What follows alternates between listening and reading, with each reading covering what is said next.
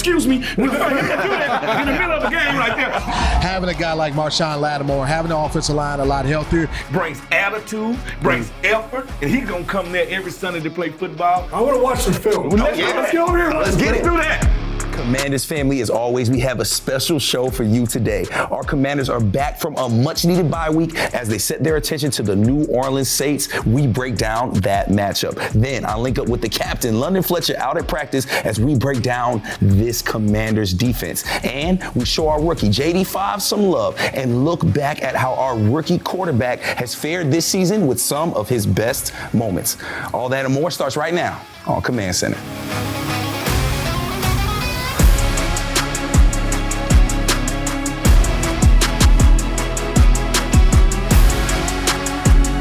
Welcoming into Command Center, Brian Colbert Jr. here with Santana Moss, Fred Smoot, and Logan Paulson. And fellas, it was a late one, but we're finally off of our bye week. Logan, how'd you celebrate, bro? Celebrate? I just was a dad. I went to 3 hockey games, went to a basketball game, went to a birthday party, got to do it all, man, had a great time. Well, it's different than when I was playing. Yeah. Most definitely. He's right. I'm just a father right now. So see my kids, go to their sporting events, do that type stuff. But when I was playing, sometimes you need to get away from things, just to say, you know what, I can clear my mind, body, and soul. Then I'm right back in the fold. Walking barefoot in Jamaica, huh? Yes, I do. Just like Meg Hollins. Yeah, we all did dad things. I actually got a chance to see my kids also, but I think also beyond seeing my kids, I put on 2 toy drive parties. I had 2, nice. Thanks to my foundation, 89 Ways to Give. And this weekend, I just watched football, man, and relax. I got a den in my couch right now because I didn't move from it the whole weekend. I went to Tanner's 89 Ways to Give, man. It was a great event, man. Appreciate you putting on for the DMV, man. And this year, Kayla Keys pulled up too, man. I'll produce it now. It's crazy to think, now that we're out of this bye week, 4 games left, but we're really in the playoff hunt, fellas. So let's take a look at this NFC playoff picture. You see the Lions are still holding it down at number 1 with the Eagles close behind at 2. Commanders sit right now at 8-5, fellas, with 4 games to go. How y'all feeling? I'm feeling good. I feel like the momentum there. I feel like they just got a refresh course, so now they can come in and finish what they started, and we're healthier than a lot of teams out there, so I think we got a chance. I feel great too, but I think I feel great solely because I'm not going to be watching these other teams. I'm going to be worried about me. Worried about what I can do to control my outcome.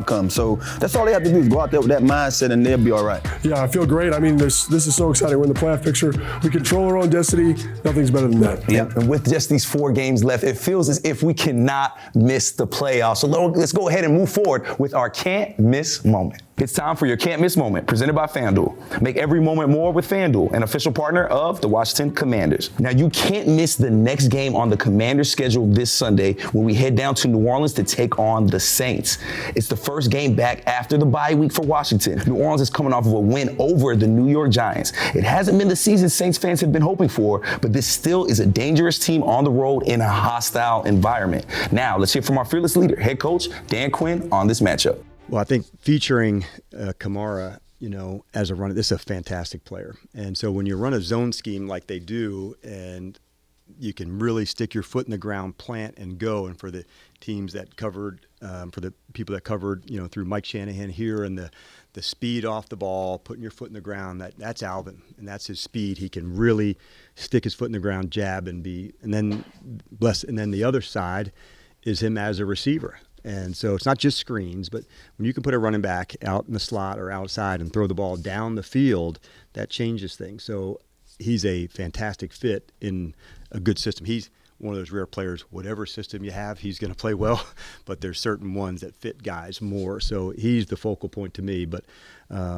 that's where it starts in the running game for them. It's gonna be fun. I play football down the road, so I went to a couple of other games. I was blessed to go to a couple of other games, and it's gonna be fun. It's gonna be a good challenge. They're a good team. Superdome gets pretty loud, and they're rolling. So we'll go out there. We'll see what we can do and compete against them. Yeah, I'll say just our ability to fight through adversity. Obviously, things don't go as perfect, as smooth as you want them to, but the resilience that we show and how we're going to keep fighting to the end of the game, win, lose, or draw, I see that's the biggest growth and improvement that I've seen from OTAs to even now. Here's a look at how these two teams stack up on paper. Fellas, you see our Commanders are leading in almost every statistical category, and I want to point out that yards allowed for the Saints, over 380 yards allowed, hoping we can take advantage of that. So let's get right into it. It's time for Securing the W, presented by Hercules Fence. Security in every job. Guys, what is the biggest factor in securing a W this Sunday? I believe mindset. I think, when you're coming off this bye, it don't really matter about the opponent. It matters what's in front of you. For this team, we have a 4-game stretch where every game should be on the caliber of a playoff game for you. You're trying to get into the playoffs, so you have to have that playoff mindset that we got to attack this opponent like they're the next playoff game for us. And I think if you do that, you have a chance to move on. Well, I think we're dealing with a team that got a couple of ailments right now. The starting quarterback is not playing. The starting receiving core is not playing. And we seen what happened against the Cowboys when you let a team hang around and start believing. We cannot go down to New Orleans and give them a chance to stay into this game. We got to jump on them early and often. We got to make a backup quarterback play from behind, force him to throw the ball, because Alvin Kamara can turn a game upside down. And if you give him the chance to run the ball and them to stay ahead of the chains, that will give them a chance to not only win this game, but come on, home field advantage is a real thing in the NFL. So start fast. Yeah, 100%. I think the thing for me, kind of piggybacking off what Fred said, and what Tana said too, really, is just be ourselves, right? If we had played the Dallas Cowboys the way we needed to, right? Good offensive football, offensive efficiency on first and second down, high third down conversion percentage, they're not even in the game with us, right? Yeah. But because of our offensive inefficiency in that game, we let them stick around, let them hang in that game. In this game, because they're banged up on offense, they have one really dangerous weapon in Alvin Kamara. If you can mitigate that, limit their explosive plays, and force the quarterback to beat you from the pocket, they really don't have a shot. How do we do that? We got to be really effective offensively. I think we got to run the football. When you look at the interior of this New Orleans defensive line, they're light. They get moved around. Let's lean on those guys. Let's let our, what do we call them? The wild boars, as Fred likes to say. Get after these guys a little bit. Lean on it. Let's make some plays. Let's get B-Rob going and run these guys out their home stadium. Also, special teams be special. If I could say one thing that they have done most of the year is be special, but the times that they haven't, I think this cost us, and it's cost us big. And then when you're talking about being on the road, if you're going to give yourself a chance, the kicking game has to be a part of that. Yeah, and I think that's exactly goes back to the point, right? Yeah. Is be who you are. Yeah. You've been really efficient on teams. You've been very physical covering kicks. Do that, right? Offensively, let's run the football. Jayden Daniels, don't turn the football over, right? Defensively, limit the explosive plays, and can you stop the run? And if you can do that, you're going to win this ball game, and I think this is a good opportunity. Again, it's playoff time, right, Tana? Yeah. Let's get it done. And Logan, you mentioned Jayden Daniels, so let's stay there because this is his first time dealing with a bye week, and it was a very, very late bye week. Yeah. We talked to Coach on the game plan. What do you want to see from Jayden Daniels coming off of this bye week now that he's gotten a little bit of rest? I want to see what he's been the entire year, and that's why it's so fun to talk about this guy, right? Because every single week he's gotten better. We got a breakdown in the show today about how he's improved from week 1 to now. Yeah. It's because you can't, every time you show him something new, he keeps it, right? Yeah. So how do you kind of, again, keep him progressing, keep that knowledge coming? He's going to do that on his own.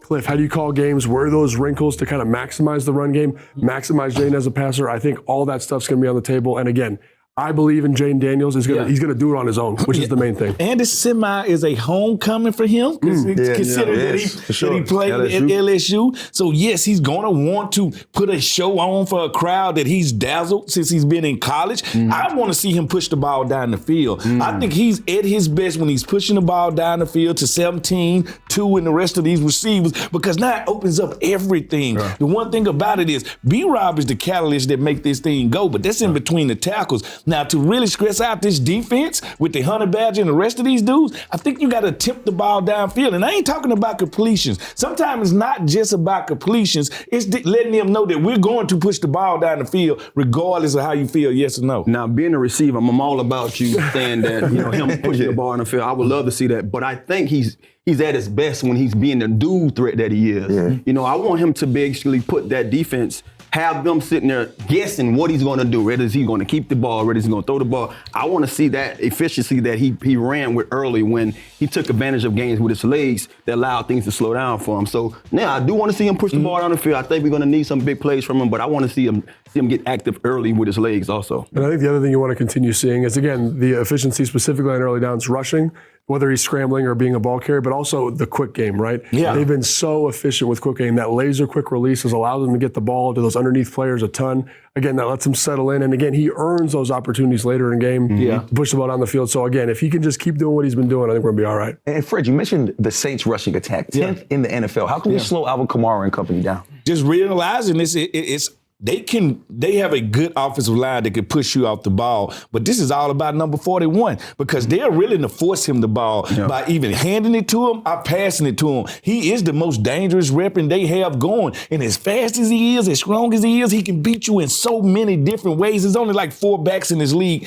that can do what he can do, and you believe this with a backup quarterback and a lot of backup wide receivers, we're going to see so much of Alvin Kamara. Can we make them play behind the chains and force them to throw it to other people on the outside, Logan? And I do think that number is somewhat misleading because a big part of that is Taysom Hill. He's out, right? And this was early in the season, and they were running a ton of outside zone, finding explosive chunks. That slowed way down. You look at their EPA versus the New York Giants, who had a hard time stopping the rush. It was negative. Anytime you got negative rushing efficiency, 0 yards before contact, obviously you're struggling to do something. Teams are keying in on their only weapon, and they're slowing them down. Whether they're going to, struggle rushing the ball or not, we have to rally to the ball. I think that's one of the main things. Our defense has been showing up every week, rallying to the ball, so it's a must this week. And Fred, real quick, you mentioned playing a backup quarterback. As a defensive back, man, you got to be salivating, ready to go up against a backup. Especially if you're a guy that's returning back. If Lattimore plays and you the rest of these defensive back, you're like, let me have a chance to dance out here too, especially if we get the lead early and they're forced to really push it. Now, fellas, I got to go hit practice with the captain, Big Fletch. Y'all got me. You're going to take over this while I'm gone? We got you. Absolutely. And here's our game day schedule.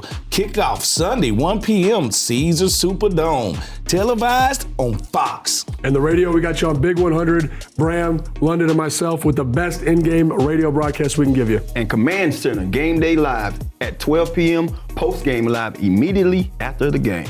It's time for the best seat in the house, presented by SeatGeek, the most disruptive ideal in ticketing. A ticket that works. Expect the expected. SeatGeek.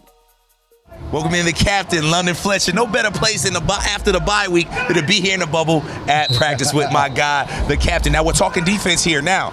Number 23, Marshawn Lattimore, is a full participant at practice today. How valuable is that for him to get those reps here before we play Sunday? It's extremely valuable for him to get these full speed reps, having another opportunity to get ready to go face his former team. That's crazy. The New Orleans Saints. How crazy is that? You get traded here, almost 4 or 5 weeks ago, and then you're going to make your debut against your former team in the Dome in New Orleans. I'm sure he's anticipating, looking forward to this game. It's almost poetic when you can come back to your old team for the first time with your new team. It's a beautiful thing, and this defense is going to have to get hot. We're going to be playing a backup quarterback. Derek Carr will not be playing. What is it like as a linebacker, as that captain, preparing for a backup when you haven't really seen much tape on him? Well, it's an opportunity where you'll really rely on your coaches and your scouts to give you a lot of information on him, because whoever's going to be the quarterback, they won't have a ton of film on him.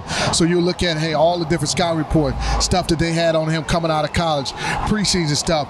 You'll prepare for the offense, but then you'll also try to say, what are the strengths of this quarterback? So what do you anticipate them trying to do with this quarterback, especially to make it an easier game plan for him to manage? And something that they're going to lean on a lot is their run game. The Saints are 10th in the NFL in rushing. A lot of that has to do with Alvin Kamara. Yeah. How do we slow a guy like that down and take him out of the offense? Yeah, Alvin Kamara, one of the top running backs in the National Football League. For a long time. They do so many different things with him. They ensure getting him the ball. It's more about getting him touches. Yeah, he's going to run the ball, 18 to 20 times a game, but also they're going to try to get him, 5-6 passes, 5 or 6 catches in the ball game. So he's going to be a major focal point of their offense. Having a guy like that, you're not going to completely shut him down, but you just can't allow him to have these explosive plays against you, because if you do, it can be a long day for your defense. And London, we talk so much about how late this bye week was. Week 14, a very late bye week. What do you want to see out of your team? Not just the defense, but the Commanders as a whole, coming out of this bye week to finish this last stretch of the season. Yeah, the great thing is, you see guys should be healthier. We're dealing with a lot of injuries. Going 14 straight weeks, regular season game, that's a lot on the guys. You're mentally recharged. You're physically recharged. Having a guy like Marshawn Lattimore, having the offensive line a lot healthier. You want to see guys continue to be sharp. We played what I felt like a great game of offense against the Tennessee Titans. Defense did a lot of great things in that game as well. You hope to build on that, shore up some things from the special teams aspect, and we're looking to see if we can go into New Orleans in a tough environment and come out of there with a victory. Big Fletch, always great catching up with you, brother. I'm going to head back in the studio with the fellas. Appreciate your time, dog. Always great to hear from Big Fletch. You can catch him on the Emmy-nominated Players Club or with Bram Weinstein on Booth Review. And we have content for you 7 days a week, Commanders family. So make sure you check out our full menu of content when you have some time. Not many young quarterbacks in the league that check as many boxes as he does right now. Is there anything this kid can't do? Pulling up the foreign code. The Washington rebuild is developing rapidly behind young Jayden Daniels. Here's how good the rookie has been. Daniels uncorks a deep shot. McLaurin, he's got it. First Daniels keeps it. Looking to run at the 5. Nice moves, Daniels with a touchdown. Pylon, touchdown. Touchdown, Washington. McLaurin, clean catch. Daniels is going to walk it in for the touchdown. To the end zone. It is caught. Touchdown. Larry with the game on the line. And the ball is caught. And he's like a key card guy. First guy in the building, last guy out of the building. He has got the character, the kind of stuff you want at the quarterback position. Now it's time for Top 5 presented by UA Local 5 Plumbers, protecting the health of the nation's capital since 1890. Now, fellas, for this Top 5, it's all about the man, JD5. Now, what a season he's had so far. So we're going to do like a little bit of a timeline to see how he's been playing. Let's go to week 1 out in Tampa. Now, this is to Brian Robinson Jr. Now, this was not a touchdown, however. This set up Jayden Daniels' first career touchdown. Yeah, I love the progression here, right? Looking to the first receiver, getting to the back. Yeah. And again, to show that maturity in your first game. That's unbelievable. Very, very special. I got to take him to my school, though. Oh, He got one more inch, man. Just put it out there. He almost there to Terry kicked him in the head. That'll stop you. Now, fellas, this was just the start because Jayden Daniels really made a name for himself on prime time. Look at this throw right here. This is unbelievable. I know veterans that don't sit in that pocket and make this throw right here, but I got to show Terry some love. Yeah, I was him gonna say- standing in bounds right there. Unbelievable. Stand in bounds, the catch, just the guts to throw the ball with that guy piping down. Man, unbelievable. And we got to see their chemistry develop more and more. Let's take it to week 8 when we took on the Baltimore Ravens. Now, it's not every day your idols become your rivals, but everybody wanted to see Jayden take on Lamar Jackson. Oh, man, this is a perfect throw, back shoulder. Just having the feel, just having the understanding, that chemistry alone. We talked about these guys growing together. Yes. They just both felt that. And Jayden knew where to put that ball at, and Terry went out there and do what he do best, come down. And I think these last 2 clips show the moment, too. Yeah. Huge moments in both these games, and he's cool as a cucumber, gets them done. This was 4th and goal, so huge moment. Like Logan said, and you know what? It wasn't just the passing that has inspired people with Jayden Daniels' play. It's been the run game, baby. You know what? This is what I want to say about him. We know that this kid was raised right, because right here, excuse me, in the middle of the game right there, this guy right here is great, man.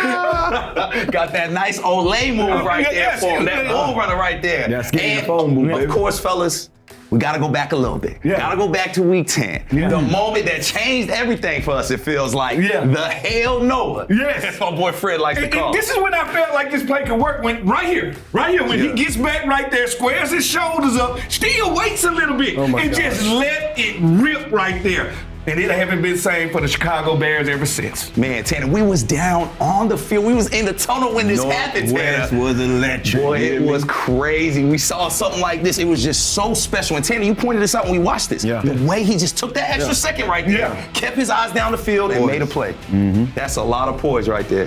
Tremendous play, but this is a highlight, Fred. Yes. I want to watch the film. Let's get over here. Let's get it. Do that. All right, so everyone talks about progressions, right? Highlights, it's really easy to follow. But for me, the thing that makes him special, man, is his ability to take something and learn from it, right? So this is the first play we got, Tanner. This is like old dagger. You remember this? Yeah. Backside dig. We're going to post here. We're going to read this guy right in the middle of the field, right? And when you let this play run, who looks open on this play? McCaffrey looks wide open, right? But again, it gets a little bit nervous, right? This guy's kind of triggered on the football. It's a tight window. Linebackers covering it off, right? But to me, Tanner, that's NFL open, right? Yeah, it is. So the next time they play the New York Giants, the very next time they play, it's a similar concept. It's not exactly the same, but they're going to go here, go with a crossing route, and have a player to the flat. It's a 3-level throw to the same side. you're reading the same kind of look here. Watch Noah Brown here. He's going to come up, work across. Does this look open to you right here? Not at all. Not at all. But what's different about this, Tanner? I think the thing that's different about it is, one, he had reps with this before. Yeah. So he got wide open and he didn't pull the trigger. Yeah. And then two, now he has a guy that he said, okay, this guy has his back turned. So maybe if I place this right, my guy can get to it before he can. Yeah, and I think that's the main thing for me, Tanner, is the angle. Great job by Noah Brown attacking the grass, right? Yeah. Great job. But the other thing is understanding what NFL open is. You can probably speak to this, Fred. It's a different type of open. And I love the late hands by Noah Brown because you got a defensive player right there that's not going to turn. He cannot turn back and look at the quarterback. Perfect ball placement, perfect catch right there. And that's understanding, hey, this doesn't look open, but in the NFL, I gotta make these types of throws. The other thing he's done a great job of is on the pre-snap alignment stuff. Up top here, Tanner, we got kind of an old spot route, flat, corner, zone beater. It's a zone beater right here. And then here on the bottom, we got a man beater, right?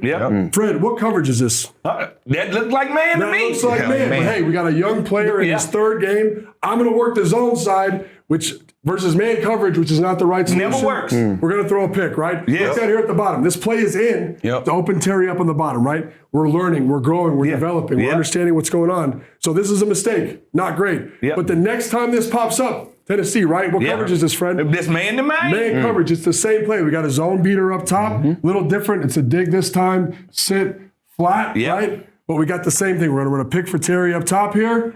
Work a pick, work a slant, and if I'm Jayden Daniels, I'm not making the same mistake twice. And he does it. And that's what makes him special. How many times you guys play with young players who improved every single time they were on the field? Not many. It's special. This is what makes them unique, right? The other thing, right, it's to me, Tanner, you said this, you hit the nail on the head, right? It's the offense developing, offense getting better. They're going to run this play here. Terry's going to hit the back line. You're going to have something here holding the flat. There's a little bit of pressure, right? A little bit of pressure from the right tackle. Gets a little bit muddy in the pocket. He gets out of there. Terry's coming open. Again, this is NFL open. Right? Yes, it is. One NFL step. Open. Can he make this throw? He wants to, right? Sure. Doesn't. Pulls that thing down, right? I look at this and I say, man, like that's tough. Missed an opportunity for a touchdown there. But got the Ravens, right? Same thing. Same, very simple play. Short motion, cross here, and then watch the protection. Watch how the whole offense has evolved to help him get this done. And he lets it rip with no hesitation. He lets it rip, right? So, hey, I'm going to work this matchup on the bottom. It's not there. But, hey, what did I learn last time? This crosser in the back end of the end zone it comes open. It's going to be open. And, again, this looks like it's probably going to be covered. But understanding what I can get away with at the NFL level is absolutely huge. So, great job here delivering this football. And to me, guys, I know we see it every time I turn on the film, I see him make a mistake, and then I see him correct it the next week, and it's something that he carries the rest of the season. So when we play the Philadelphia Eagles in a couple of weeks, I think we're going to see a better version of this player, and I cannot wait to see this guy and what he can become. And fellas, you talk about all these corrections you see. We're talking about a rookie quarterback here that has not played a full season. Talk about that a little bit, and this is development we've seen from a guy that I don't think we've ever seen anything like this before. I think that's what makes him special. I think we talk about so many other guys that I guess have the potential or play on the same, I guess you could say, level as him. But this guy has showed you from day one, he came out looking like he was an NFL-ready quarterback. He talked about how he wowed folks in the draft with his legs. But he's showing you, I can throw from the pocket. And then when I need to use my legs, it can be a dynamic factor. Well, it's just different when somebody learns through like being out there on the field and say, it's easy for me to say, yes, I understand it. But when to take it to the next play and do it the next play, that shows that he's ready to evolve. He's constantly evolving. And here goes the scary thing about him. This is the worst we gonna see him. This is the worst we gonna see him. So I think, hey, he in to be special. And Fred, it's easy to look good in highlights, but I love this film breakdown because you not only showed the bad, but you showed how he adjusted from the bad with the ebbs and flows of the NFL. 100%. Great stuff right there. Jayden Daniels has had such an incredible season. Let's take a look at those numbers real quick. Now let's get to our winning numbers presented by the Maryland Lottery. Please play responsibly. Jayden Daniels with over 2,800 passing yards, 15 touchdowns, and just 6 interceptions with 7.8 yards a throw. Looking really, really good, and he does it with his feet. 108 carries for 590 rushing yards and 6 touchdowns. I don't know about y'all fellas, but those look like Pro Bowl numbers to me. Let's send Jayden and the Commanders to the Pro Bowl because voting is open now. You can vote on commanders.com/Pro Bowl or tweet out your votes on X using hashtag Pro Bowl plus the player name. You can vote now through December 23rd. So fellas, let's go ahead and campaign a little bit. Let's get these votes out of there. Who would you pick as your Pro Bowl. You can only get one. 10, I'm going to start with you. I'm going with Scary Terry. I think Scary Terry arguably was a top 5 receiver going into our bye week. We had to buy a lot of guys climbing in front of him. But he's just been one of those guys playing lights out this year with less targets. Doing more with less. So it got to be Scary Terry for me. Well, as the campaign manager of this group called the Wild Boars, I am here as a representative to say that my guy, Mr. Southeast, Sam Cosby. Y'all always fighting over that. We were fighting over a center and a guard, so that's telling you where it's going. But let's be honest. When it comes to the attitude of this team and what really makes this offense go, it's those wild boys, it's those big boys up there, and Sam Cosmi brings attitude, brings effort, and he's going to come there every Sunday to play football. I'm going with the wild boy, Sam Cosmi. Yeah, I mean, Sam Cosmi 100% deserves it, but I think a guy that probably maybe deserves it more equally, Tyler Biadasz, man. He's been absolutely outstanding this year. The flexibility that he gives this offensive line and pass protection, his ability to pull, his ability to work combinations. Like, you can run simple wandas with one back in the backfield. He can be the fullback. That's how athletic and how devastating he's been. The finish, the communication, the leadership, how he calls the protections, all that stuff. To me, his value is tremendous for this offense. He definitely deserves to be in that Pro Bowl conversation. And guys, we got to give our defense some love. Frankie Louvu is somebody I would vote for the Pro Bowl. The guy got a 3-year contract here. They took a gamble on him, but he has looked amazing. Looked like one of the best linebackers in the NFL. It's been great. Make sure y'all get those votes in. And remember, you have till December 23rd. You can vote on commanders.com or on X. For Command Center, Brian Colbert Jr., Santana Moss, Fred Smoot, Logan Paulson, and Big Fletch, we out of here. Catch y'all next Thursday.